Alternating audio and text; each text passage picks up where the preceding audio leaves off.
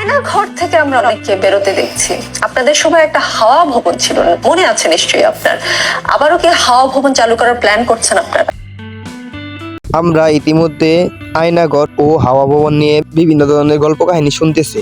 আজকের এই ভিডিওতে আয়নাঘর ও হাওয়া ভবন নিয়ে বিস্তারিত আলোচনা করব এবং কোনটি বেশি ভয়ঙ্কর তা ভিডিওর শেষের দিকে বলবো। ভিডিওটি খুবই ইন্টারেস্টিং হতে চলেছে, তাই না টেনে সম্পূর্ণ ভিডিওটি দেখুন। আর যারা এখনো আমার এই চ্যানেলটি সাবস্ক্রাইব করে নাই তারা জলদি এই চ্যানেলটি সাবস্ক্রাইব করে পাশে থাকা বেল আইকনটি বাজিয়ে রাখুন। তো চলুন শুরু করা যাক। প্রথমে আলোচনা করি আয়নাঘর নিয়ে। ইদানিং অনলাইনে আমরা একটা জিনিস বেশি দেখছি, যেটা দেখলে আমাদের শরীরের লোম খাড়া হয়ে যায়, সেটা হলো আয়নাঘর। দেশের প্রতিরক্ষা বাহিনীর counter terrorism intelligence bureau CTIB দ্বারা পরিচালিত একটি গোপন আটক কেন্দ্রের নাম আয়নাঘর। ধারণা করা হয় এখানে কমপক্ষে 16টি কক্ষ রয়েছে, যেখানে একসাথে 30 জন বন্দী রাখার সক্ষমতা রয়েছে।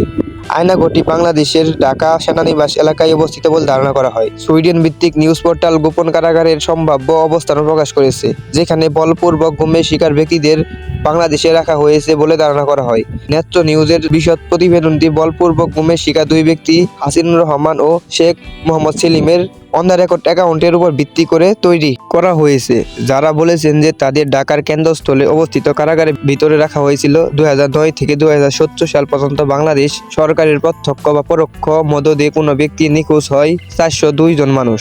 এ তথ্যটি প্রকাশ করে ঢাকা ভিত্তিক মানবাধিকার সংগঠন অধিকার।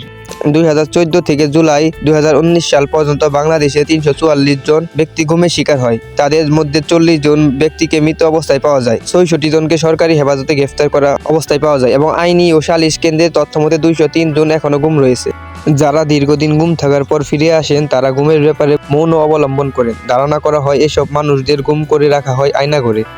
আয়নাঘরে যারা বন্দী থেকেছেন তাদের মধ্যে রয়েছে নর্থ সাউথ বিশ্ববিদ্যালয়ের সাবেক অধ্যাপক ও শিক্ষাবিদ মুবাশার হাসান, সাবেক রাষ্ট্রদূত মারুফ জামান, ব্যবসায়ী অনিরুদ্ধ কুমার রায়। এছাড়াও আয়নাঘর থেকে সম্প্রতি ছাড়া পেয়েছেন বাংলাদেশি ব্যারিস্টার এবং জামায়াতে ইসলামী নেতা মীর কাশেম আলীর মীর আহমদ বিন কাশেম, সাবেক সামরিক জেনারেল এবং জামায়াতে ইসলামী নেতা গোলাম আজমের ছেলে আব্দুল্লাহিল আমান আজমি, পার্বত্য চট্টগ্রামের রাজনৈতিক সংগঠন ইউপিডিএফ এর মুখপাত্র মাইকেল চাকমা। বিচার বহির্ভূত হত্যাকাণ্ড সহ এইসব ঘটনার জন্য জাতিসংঘ ও বিভিন্ন মানবাধিকার রক্ষাকারী সংস্থা যেমন হিউম্যান রাইট ওয়াচ ও অ্যামনেস্টি ইন্টারন্যাশনাল তৎকালীন বাংলাদেশ সরকারকে নিন্দা প্রস্তাব জানায়। এ সময় গুম হয়ে যাওয়া পরিবারের সদস্যরা মায়ের ডাক নামে একটি প্ল্যাটফর্ম তৈরি করেন। এখানে যাদের পরিবারের সদস্যরা বাংলাদেশে 2009 সাল থেকে আজ পর্যন্ত আওয়ামী লীগ নেতৃত্বাধীন সরকারের শাসনামলে সরকারি সংস্থা বলপূর্বক গুমের শিকার হয়েছে, সেই ঘটনাসমূহকে সামনে আনার জন্য এই সংগঠনের সৃষ্টি হয়। বাংলাদেশ বেসরকারি একটি সংবাদ মাধ্যম থেকে ধারণা করেছে যে দেশের বিভিন্ন স্থানে এরকম আরও বেশ কিছু নির্যাতন ও আটক স্থান থাকতে পারে।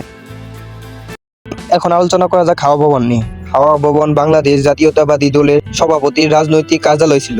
এই কার্যালয় হতে বিএনপি চেয়ারপারসনের পক্ষ থেকে দল বিষয়ক কর্মকাণ্ড দেখভাল করা হতো। 2001 সালে বিএনপি ক্ষমতায় গেলে এটি বাংলাদেশে বিকল্প ক্ষমতার কেন্দ্র হিসেবে আবির্ভূত হয়। 2006 থেকে 2008 সালে বাংলাদেশি রাজনৈতিক সংকটের সময় বিএনপি যুগ্ম সম্পাদক তারেক রহমানের কিছু কর্মকাণ্ডের কারণে এই কার্যালয়টি বিতর্কিত হয়ে সরকারের বিভিন্ন স্তরের কর্মকর্তাদের হাওয়া ভবনের যাতায়াত ছিল এবং এখান থেকে সরকারের বিভিন্ন মন্ত্রণালয় ও বিভাগের প্রচার নিয়োগ সাক্ষাৎকার ইত্যাদি প্রশাসনিক বিষয় আলোচনা করা হতো। দুর্নীতি দমন কমিশন, বাংলাদেশ মার্কিন দূতাবাসের কর্মীরা, বিএনপি কিছু সিনিয়র নেতা এবং বিভিন্ন সংবাদ মাধ্যম তারেক রহমানের নিয়ন্ত্রণাধীন হাওয়া ভবনকে বাংলাদেশের ক্ষমতার বিকল্প পাওয়ার হিসেবে বর্ণনা করেন।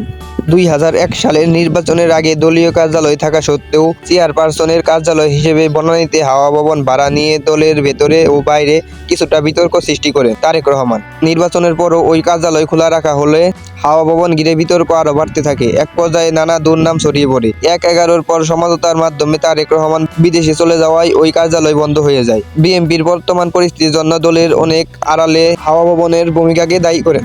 হাওয়া ভবন দেশের মানুষের কাছে খুব পরিচিত একটি নাম। তৎকালীন বিএনপি সরকারের আড্ডাস্থলের নাম হলো হাওয়া ভবন। সাধারণ মানুষ যেমন ভুলেনি আলোচিত সেই হাওয়া ভবনের কথা, তেমনি ভুলেনি খোদ বিএনপি নেতাকর্মীরাও। দলটির একটি অংশ মনে করে হাওয়া ভবনই সব নষ্টের মূল। বাড়িটির মালিকানা পরিবর্তন হওয়ার পর 2011 সালে ভেঙে ফেলা হয়। বর্তমানে একটি বেসরকারি নির্মাতা প্রতিষ্ঠান হাওয়া ভবনের জায়গায় এজোরা নামে একটি 9 তলা আবাসিক ভবন নির্মাণ করেছে।